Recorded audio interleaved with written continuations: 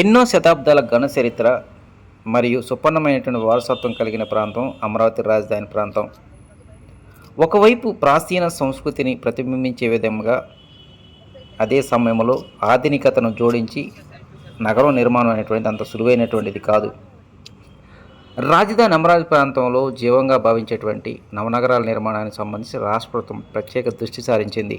వాస్తవానికి రాజధాని నిర్మాణం అంటే కేవలం భవనాల నిర్మాణం ఒకటే కాదు, ఆ నగరంలో నివాసం ఉంటున్నటువంటి ప్రజానికం యొక్క జీవన విధానానికి అనుగుణంగా రాజధాని నిర్మాణం చేపట్టాలనేటువంటిది రాష్ట్ర ప్రభుత్వం సంకల్పించింది.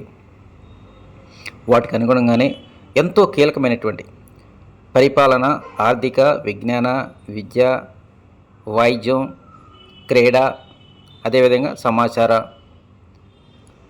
ఆర్థిక, న్యాయ, ఎలక్ట్రానిక్ ఇట్లా మొత్తం 9 రకాలకు సంబంధించిన నగరాల నిర్మాణం చేయాలని రాష్ట్ర ప్రభుత్వం నిర్ణయించింది. దేశంలోనే కాదు, ప్రపంచంలోనే 5 ప్రధానమైనటువంటి నగరాలకు ధీటుగా ఈ రాజధాని నిర్మాణం కాబోతోంది.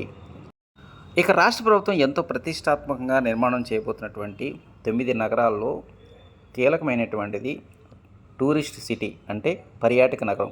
ఇది కృష్ణానదికి అభిముఖంగా ఈ నిర్మాణం చేపట్టబోతున్నారు. ఎటు చూసిన పచ్చదనం, సుదూర ప్రాంతాల నుంచి వచ్చేటువంటి వారికి ఇట్టే ఆకర్షించే విధంగా ఈ నిర్మాణం చేపట్టబోతున్నారు.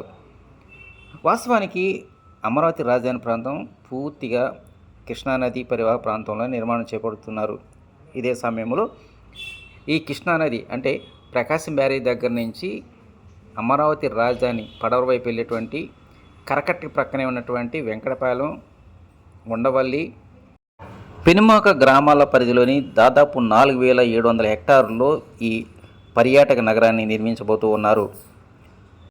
ఈ పర్యాటక నగరంలో ప్రధానమైనటువంటి ఆకర్షణగా నిలవబోతుంది కొండవీటి వాగు. ఈ కొండవీటి వాగుకి ఇరువైపులా పచ్చదనం ఉట్టిపడే విధంగా సెలయేర్లు, అదేవిధంగా అన్ని వైపుల నుంచి కొత్త ఆకర్షించే విధంగా పార్కులు నిర్మాణం చేయబోతూ ఉన్నారు.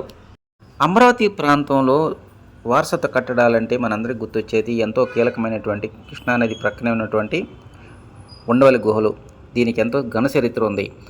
ఆంధ్ర రాష్ట్రం నుంచే కాదు, దేశం నలుమూల నుంచి నిత్యం ఈ ఉండవల్లి గుహలు చూడటానికి పర్యాటకులు పెద్ద సంఖ్యలో వస్తూ ఉంటారు. అదేవిధంగా ప్రకాశం బ్యారేజీ, వాటికి అనుబంధంగా ఉన్నటువంటి దేవాలయాలు, వీటన్నిటినీ ఒకే ప్లాట్ఫామ్ మీద తీసుకువచ్చి టూరిస్ట్ ప్యాకేజీ కింద మరింత అభివృద్ధి చేయాలని రాష్ట్ర ప్రభుత్వం ఇప్పటికే నిర్ణయించింది.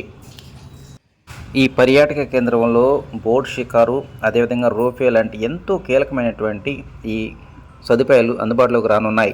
కృష్ణానదికి అభిముఖంగా ఉన్నటువంటి ఈ ప్రాంతాన్ని మెగా పర్యాటక కేంద్రంగా మార్చబోతున్నారు. ఇతర ప్రాంతాల నుంచి వచ్చేటువంటి వారందరికీ అన్ని రకాలైన సదుపాయాలు కల్పించడంతో పాటు వినోదం, విజ్ఞాన సంబంధించినటువంటి అన్ని విషయాలు ప్రత్యేక దృష్టి సారించి ఇక్కడ నిర్మాణం చేపడుతున్నారు. మరోవైపు నగర పునర్నిర్మాణ పనుల్లో భాగంగా అమరావతి డెవలప్మెంట్ కార్పొరేషన్ ఆధ్వర్యంలో ఇప్పటికే దాదాపు 2800 కోట్ల రూపాయలు విలువ చేసేటువంటి నిర్మాణ పనులకు సంబంధించి టెండర్లు పిలుపునిచ్చారు. బిడ్లు దాఖలు చేసుకోవడానికి ఈ నెలాఖరు వరకు గడువు విధించారు. వాటిలో ఎంతో కీలకమైనటువంటి కొండవీటి వాగు, పాలవాగు నిర్మాణ పనులు, మౌలిక సదుపాయాలు, రోడ్లు నిర్మాణాలకు సంబంధించినటువంటి కీలకమైనటువంటి అభివృద్ధి పనులు చేపట్టనున్నారు. ఆంధ్ర రాష్ట్ర ప్రజానీకమే కాదు, దేశ విదేశాల నుంచి వచ్చేటువంటి పర్యాటకులను ఇట్టే ఆకర్షించే విధంగా నిర్మాణం చేయబోతున్నటువంటి ఈ ప్రాంతంలో పర్యాటక నగరం అనేటువంటిది ఓ ప్రత్యేక ఆకర్షణగా నిలబోతుంది అనేటువంటిది మాత్రం నిజం.